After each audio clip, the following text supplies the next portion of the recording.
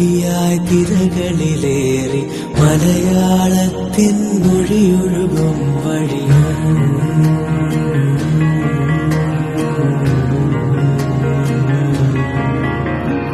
ഒഴുകാമൊലിയായി തിരകളിലേറി മലയാളത്തിൻ മൊഴിയൊഴുകും വഴി പടരാം പവിഴക്കരയും താഴെ നാടരാഗമായി Radio Rang, color your life.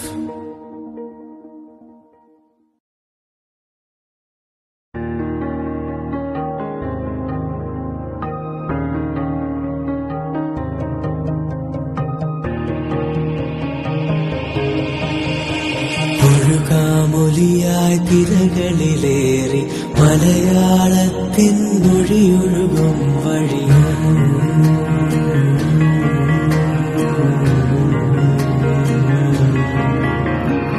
ഒഴുകാമൊലിയായി തിരകളിലേറി മലയാളത്തിൻ മൊഴിയൊഴുകും വഴി പടരാം പവിഴക്കരയും താഴെ നാടരാഗമായി Radio Rang, color your life.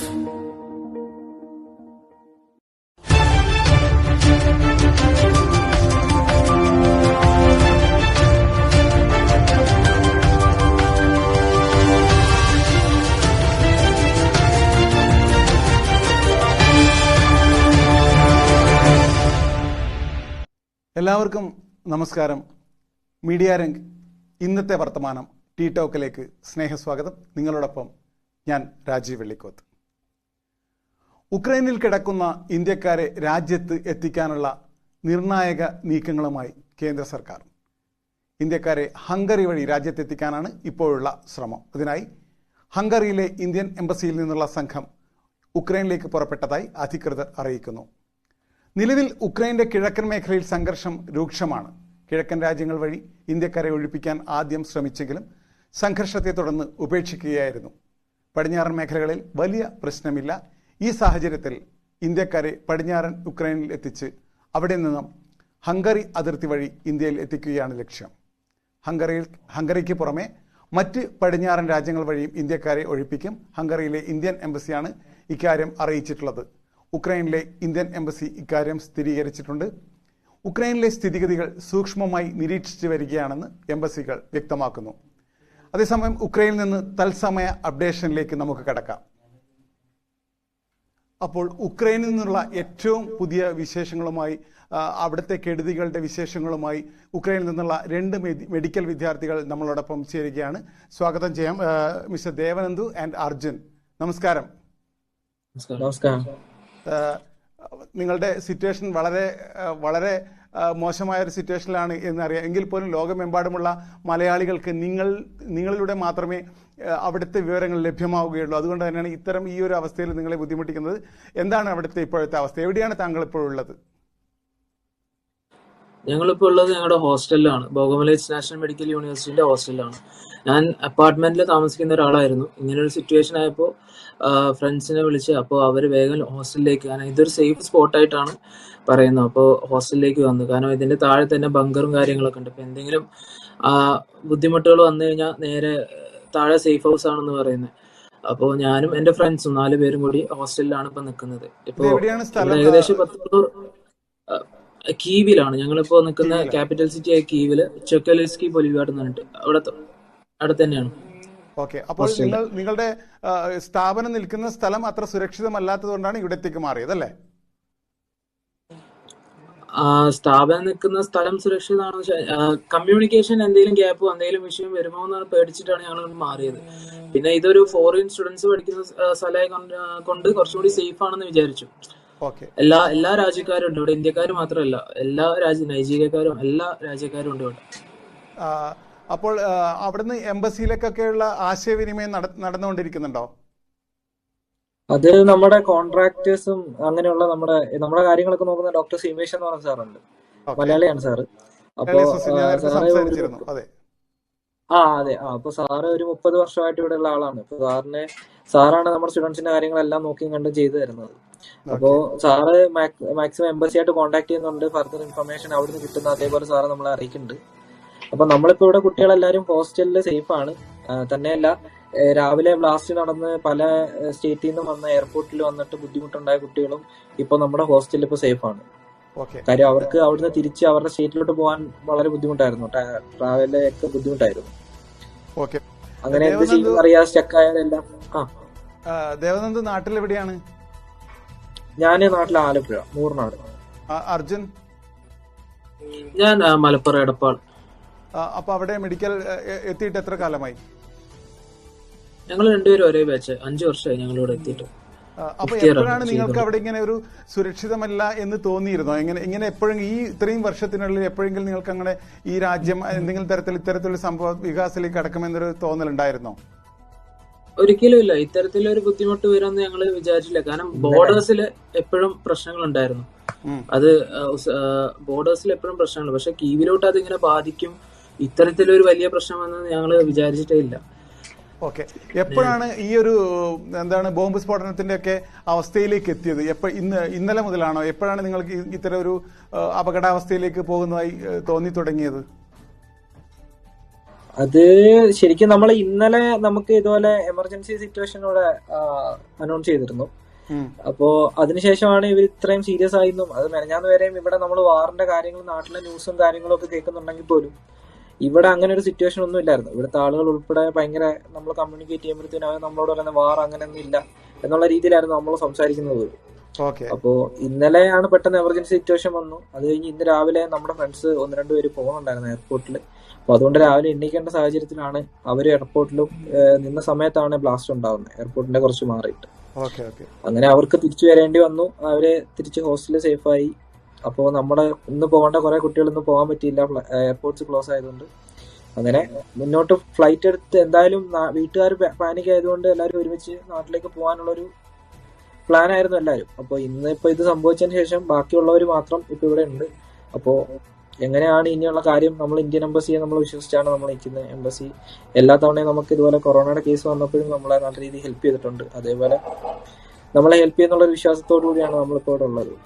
Situation കൂടുതൽ വേഴ്സ് ആവണേക്കാൾ മുന്നേ ഞങ്ങള് എത്രയും പെട്ടെന്ന് ഞങ്ങള് മാത്രമല്ല, ഞങ്ങളുടെ വിളിക്കുന്ന എല്ലാ ഇന്ത്യക്കാരെയും നാട്ടിലെത്തിക്കേണ്ട കാര്യം എംബസി നോക്കുന്നുള്ള ഒരു വിശ്വാസം ഞങ്ങൾക്കുണ്ട്.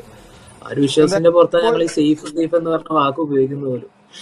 ഇപ്പോൾ ഏതായാലും ഒടുവിൽ കിട്ടിയ വർത്തമാനം അനുസരിച്ച് ഹംഗറി വഴി ഇന്ത്യക്കാരെ ഒഴിപ്പിക്കാനുള്ള രക്ഷാദൗത്യവുമായിട്ടാണ് ഇന്ത്യൻ സർക്കാർ എന്നാണ് അറിയാൻ കഴിയുന്നത്. ഞങ്ങൾക്ക് ലഭിച്ച വിവരം അനുസരിച്ച് ഹംഗറിയുടെ പടിഞ്ഞാറൻ മേഖല പൊതുവെ സുരക്ഷിതം എന്ന രീതിയിൽ അതുവഴി ഇന്ത്യക്കാരെ കൊണ്ടുവരാനുള്ള ഒരു തയ്യാറെടുപ്പ് എന്നാണ് ഇപ്പോൾ അവസാനം ലഭിക്കുന്ന വിവരം. നമുക്കിപ്പോ നാട്ടിലെ ന്യൂസ് മാത്രമാണ് കൂടുതലായിട്ട് അപ്ഡേറ്റ് കാര്യങ്ങൾ കിട്ടുന്നത്. വീട്ടിൽ വിളിക്കുമ്പോഴൊക്കെ ആയാലും റിലേറ്റീവ്സ് വിളിക്കുമ്പോഴായാലും നമ്മൾ അറിയുന്നത് അങ്ങനെ തന്നെയാണ്. അല്ല, നമുക്ക് ഇവിടുത്തെ ന്യൂസ് അപ്ഡേറ്റ്സും കാര്യങ്ങളൊന്നും ക്ലിയർ ആവുന്നില്ല. അപ്പൊ നമ്മളത് വിശ്വസിച്ചാണ് ഇരിക്കുന്നത്. എന്താണെന്ന് അറിയില്ല. ഇനി ഇന്ത്യൻ എംബസി അടുത്ത പോസ്റ്റ് ഇടുന്നിടം വരെ നമ്മൾ അതിന് വെയിറ്റിംഗ് ആണ്. എന്തായാലും അവിടെ ഹോസ്റ്റലിൽ ഭക്ഷണം, മറ്റ് അവശ്യ സാധനങ്ങളൊക്കെ ലഭ്യമാണോ? ആവശ്യ സാധനങ്ങളെല്ലാം ഉണ്ട്. അടുത്ത സൂപ്പർ മാർക്കറ്റ് ഉണ്ടായിരുന്നു. എല്ലാ സാധനങ്ങളും വാങ്ങിച്ച് ഒരാഴ്ചത്തേക്കുള്ള സാധനങ്ങൾ വാങ്ങിച്ചു വെച്ചിട്ടുണ്ട്. പിന്നെ ഹോസ്റ്റലിൽ ഇതുവരെ എല്ലാവരും സൂപ്പർ മാർക്കറ്റുകൾ അടുത്ത് തന്നെ ഉണ്ട്. അവിടെ തിരക്ക് അനുഭവപ്പെടുന്നുണ്ടോ? ഈ ഒരു യുദ്ധാടിസ്ഥാനത്തിൽ ആളുകളൊക്കെ സാധനങ്ങൾ വാങ്ങി സ്റ്റോക്ക് ചെയ്യാൻ അത്തരത്തിൽ തിരക്ക് കൂട്ടുന്നുണ്ടോ? ആ ഒരു സമയത്ത് പെട്ടെന്ന് നമ്മള് ഇതുപോലെ ഈ ഒരു 10 മണി രാവിലെ വാർ ഉണ്ടായെങ്കിലും സ്റ്റാർട്ടായെങ്കിലും ഒരു 10 മണിയൊക്കെ ആയ ടൈമിലേക്ക് എല്ലാവരും പോയിട്ട് സാധനങ്ങൾ മാക്സിമം വാങ്ങിച്ചു. ആ ഒരു സമയത്ത് ചെറിയ ക്യൂവും കാര്യങ്ങളും ഉണ്ടായിരുന്നു. ഇടയ്ക്കൊന്ന് ക്ലോസ് ചെയ്തു. പിന്നെ അത് റീസ്റ്റോർ ചെയ്തതിനു ശേഷം വീണ്ടും നമുക്ക് എല്ലാവർക്കും ഈസി അവൈലബിൾ ആണ്. ഫുഡ്സും കാര്യങ്ങളും എല്ലാം ഈസി അവൈലബിൾ ആണ്. ഇപ്പൊ തന്നെ കുഴപ്പങ്ങളൊന്നുമില്ല. എന്തായാലും താങ്കൾ പഠിക്കുന്ന ഈ സ്ഥാപനത്തിൽ എത്ര മലയാളി വിദ്യാർത്ഥികൾ അല്ലെങ്കിൽ എത്ര ഇന്ത്യൻ വിദ്യാർത്ഥികളുണ്ട് എന്ന് ഏകദേശ കണക്ക് അറിയാമോ? ഏകദേശം ഒരു 2000 എബോവ് ഇന്ത്യൻസ് ഉണ്ട് ഇവിടെ എന്റെ യൂണിവേഴ്സിറ്റിയില്. ജൂനിയേഴ്സും സീനിയേഴ്സും എല്ലാരും ആയിപ്പെട്ട്. അതെ. അതിലൊരു 600 to 800 മലയാളികളാണ്. അപ്പോൾ എനിക്ക് തോന്നുന്നു മലയാളി അസോസിയേഷൻ നല്ല സ്ട്രോങ് ആണ് അവിടെ, അല്ലേ? മലയാളി അസോസിയേഷൻ സ്ട്രോങ് ആണ്. നമ്മുടെ കാര്യത്തിൽ എന്തായാലും നമ്മളെ ഹെൽപ്പ് ചെയ്യാൻ എല്ലാത്തിനും ആളുകളുണ്ട് ഇവിടെ. നമുക്ക് ഒരു രക്ഷാകർത്താവിന്റെ റോളിൽ ഡോക്ടർ ശ്രീമേഷ് അവിടെ ഉണ്ടല്ലേ? അതെ, ഉണ്ട് തീർച്ചയായിട്ടും. എന്തായാലും ഈ യുദ്ധഭീതിയിലും ഇത്തരം ഒരു എന്താ പറയുക ഒരു ഷെൽട്ടർ ഉണ്ടാകുന്ന എന്തായാലും വളരെ നല്ലൊരു കാര്യമാണ്. മലയാളി അസോസിയേഷനുകളൊക്കെ ഇങ്ങനെ സജീവമായി താങ്കളെ പോലുള്ള നിരവധി വിദ്യാർത്ഥികൾക്കൊപ്പം നിൽക്കുന്ന ഏതായാലും വളരെ നല്ല കാര്യമാണ്. എന്തായാലും നല്ലൊരു പര്യവസാനം പ്രതീക്ഷിക്കാം. എന്തായാലും ബഹ്റിൻ മലയാളികളിലേക്ക് ഇത്തരം അപ്ഡേറ്റുകൾ എത്തിച്ചതിന് വളരെയധികം നന്ദി ശ്രീ ദേവാനന്ദും അർജുനും. നന്ദി. അപ്പോൾ ദേവാനന്ദും അർജുനും ഉക്രൈനിലെ ഒടുവിലത്തെ സ്ഥിതി വിവരങ്ങളാണ് അറിയിച്ചത്. ഏതായാലും അവിടുത്തെ മലയാളി അസോസിയേഷനുകളൊക്കെ വളരെ സജീവമായി മലയാളികൾക്കൊപ്പം തന്നെ ഉണ്ട് എന്ന നല്ലൊരു വർത്തമാനമാണ് അവിടെ നിന്ന് ലഭിക്കുന്നത്. എന്തായാലും നിലവിൽ അവിടെയുള്ള മലയാളികൾ സുരക്ഷിതരാണ് എന്ന് തന്നെയാണ് ദേവാനന്ദിന്റെയും അർജുന്റെയും വാക്കുകളിൽ നിന്ന് നമുക്ക് മനസ്സിലാവുന്നത്. അതുപോലെ തന്നെ അവിടുത്തെ ഉക്രൈൻ മലയാളി അസോസിയേഷൻ എന്നും വിളിച്ചപ്പോഴും അത്തരം ഒരു പോസിറ്റീവ് വർത്തമാനം തന്നെയാണ് നമുക്ക് ലഭ്യമായിട്ടുള്ളത്. എന്തായാലും കേരളത്തിൽ നിന്നുള്ള 2320 വിദ്യാർത്ഥികൾ ഉക്രൈനിലുണ്ടെന്ന് മുഖ്യമന്ത്രി പിണറായി വിജയൻ ഔദ്യോഗികമായി അറിയിച്ചു. അവരുടെ സുരക്ഷാ കാര്യത്തിൽ അടിയന്തര ഇടപെടൽ ആവശ്യപ്പെട്ട് കേന്ദ്ര വിദേശകാര്യ വകുപ്പ് മന്ത്രി ഡോക്ടർ എസ് ജയശങ്കറിന് കത്ത് നൽകിയതായും മുഖ്യമന്ത്രി ഫേസ്ബുക്ക് പോസ്റ്റിൽ പറഞ്ഞു. അതേസമയം ഇതുവരെ നാട്ടിൽ പോകുന്ന കാര്യത്തിൽ യൂണിവേഴ്സിറ്റികളുടെ ഭാഗത്ത് നിന്ന് കൃത്യമായ നിർദ്ദേശങ്ങൾ ലഭിച്ചിരുന്നില്ലെന്ന് വിദ്യാർത്ഥികൾ പറഞ്ഞു. 3ാം വർഷം പഠിക്കുന്നവർ നാട്ടിൽ പോയി 1 മാസത്തിനുള്ളിൽ എത്തിയില്ലെങ്കിൽ 1 വർഷം നഷ്ടപ്പെടുമെന്നാണ് അറിയിച്ചിരിക്കുന്നത്. അതിനാൽ നാട്ടിലേക്ക് പോകാൻ മടിയായിരുന്നുവെന്ന് ഒരു വിദ്യാർത്ഥി പറഞ്ഞതായും മറ്റൊരു മാധ്യമം റിപ്പോർട്ട് ചെയ്യുന്നു. 200-ലധികം മലയാളി വിദ്യാർത്ഥികൾ ഒഡേസ, കാർക്കീവ് നഗരങ്ങളിൽ കുടുങ്ങി. ഏറ്റവും ഒടുവിൽ ലഭിക്കുന്ന കണക്കനുസരിച്ച് 213 വിദ്യാർത്ഥികളാണ് ഉക്രൈനിൽ കുടുങ്ങിയിരിക്കുന്ന അവസ്ഥയിലുള്ളത്. ഒഡേസ സർവകലാശാലയിലെ 200 മലയാളി വിദ്യാർത്ഥികളാണ് കുടുങ്ങിയത്. കാർക്കീവ് നാഷണൽ സർവകലാശാലയിൽ 13 വിദ്യാർത്ഥികളും കുടുങ്ങിയിട്ടുണ്ട്. ഇരു സർവകലാശാലകളും തമ്മിൽ 700 കിലോമീറ്റർ ദൂരമുണ്ട്. സ്ഥിതി അത്യന്തം ഗുരുതരമാണെന്നാണ് നോർക്ക വ്യക്തമാക്കിയിരിക്കുന്നത്. മറ്റ് വാർത്തകളിലേക്ക് കടക്കുമ്പോൾ എപ്പോഴും യുദ്ധ സമാനമായ ഭീതിയിൽ ഒരു രാജ്യം നിലകൊള്ളുമ്പോൾ മറ്റ് വർത്തമാനങ്ങൾക്കൊന്നും പ്രസക്തിയില്ല. അതുകൊണ്ട് തന്നെ അത്തരമൊരു വർത്തമാനത്തിലേക്ക് തന്നെയാണ് പോകുന്നത്. റഷ്യ ഉക്രൈനിൽ സൈനിക നീക്കം ആരംഭിച്ചതോടെ രാജ്യത്ത് കുടുങ്ങിക്കിടക്കുന്ന മലയാളികൾക്കായി നോർക്ക ഹെൽപ്പ് ലൈൻ ആരംഭിച്ചതായി അറിയുന്നു. വിദ്യാർത്ഥികൾ ഉൾപ്പെടെയുള്ളവർ ആശങ്കയിലായ സാഹചര്യത്തിലാണ് ഹെൽപ്പ് ലൈൻ നമ്പറുകൾ നൽകിയിരിക്കുന്നത്. നേരത്തെ ഉക്രൈൻ റഷ്യ പ്രതിസന്ധി ആരംഭിച്ചതിന് പിന്നാലെ കഴിഞ്ഞ ആഴ്ച തന്നെ ഉക്രൈനിലുള്ള മലയാളികളുടെ സുരക്ഷയുമായി ബന്ധപ്പെട്ട കാര്യങ്ങളിൽ ഇടപെടൽ നടത്തുന്നതിന് നോർക്കയുടെ പ്രത്യേക സെൽ പ്രവർത്തനം ആരംഭിച്ചിരുന്നു.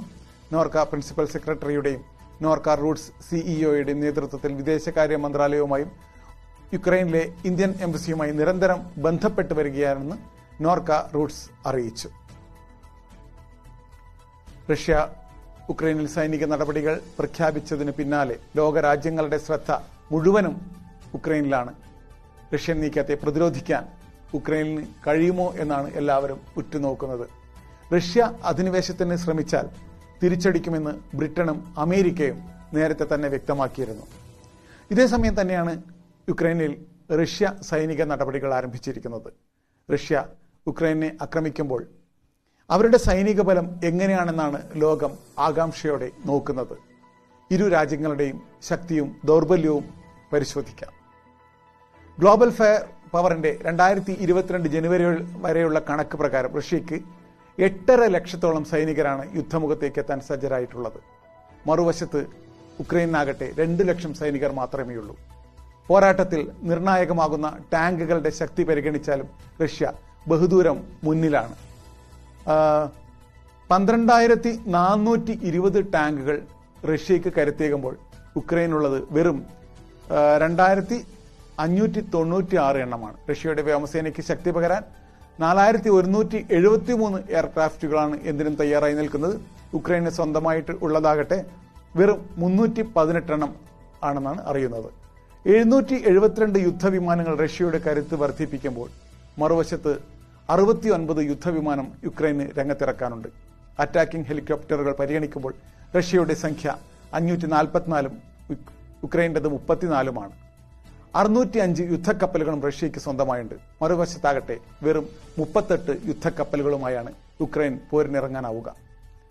ഇസ്കാൻഡർ അതായത് ഹ്രസ്വദൂര ബാലിസ്റ്റിക് മിസൈൽ, രഗുഷ്ക എന്ന കവചിത വാഹനം, ഉറാഗൻ M റോക്കറ്റ് ലോഞ്ചറുകളും ലോകത്തെ രണ്ടാമത്തെ സൈനിക ശക്തിയായ റഷ്യയ്ക്ക് കരുത്തേകും.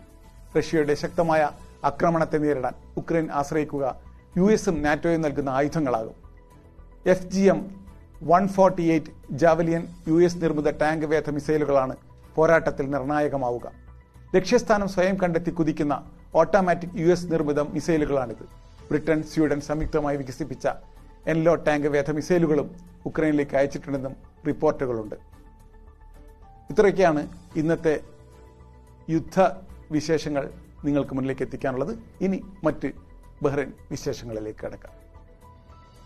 ബഹ്റൈൻ വിമാന കമ്പനിയായ ഗൾഫ് എയർ 4 പുതിയ സർവീസുകൾ പ്രഖ്യാപിച്ചു. 4 പുതിയ സ്ഥലങ്ങളിലേക്കാണ് സർവീസ് പ്രഖ്യാപിച്ചിരിക്കുന്നത്. റോം, ഇറ്റലിയിലെ മിലാൻ, ഫ്രാൻസിലെ നീസ്, ബ്രിട്ടനിലെ മാഞ്ചസ്റ്റർ എന്നീ സ്ഥലങ്ങളിലേക്കാണ് പുതിയ സർവീസ് നടത്താൻ ഗൾഫ് എയർ തീരുമാനിച്ചിരിക്കുന്നത്.